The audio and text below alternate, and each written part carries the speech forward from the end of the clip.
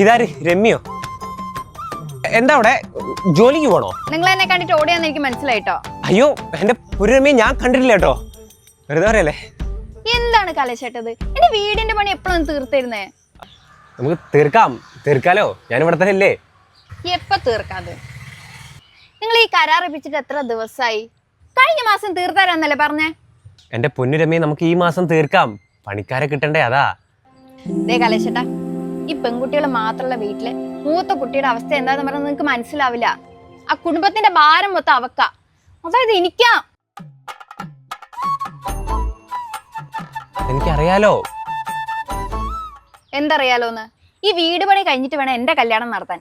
എന്റെ കല്യാണം കഴിഞ്ഞിട്ട് വേണം എന്റെ പെങ്ങന്മാരെ കെട്ടിച്ചു വിടാൻ. പ്രായമായി കലേശേട്ടാ, നിങ്ങൾ കെട്ടുവനെ? കെട്ടും,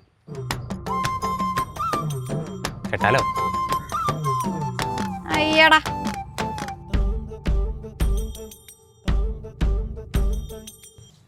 അതെ മര്യാദയ്ക്ക് എന്റെ വീടിന്റെ പണി ഈ മാസം തന്നെ തീർത്തന്നോ? ഇല്ല കെട്ടിക്കഴിഞ്ഞ പച്ചവെള്ളം ഞാൻ തരില്ല. അതെ, ഇത് തമാശക്ക് പറയുന്നതാണോ അതോ സീരിയസ് ആയിട്ട് പറയുന്നതാണോ?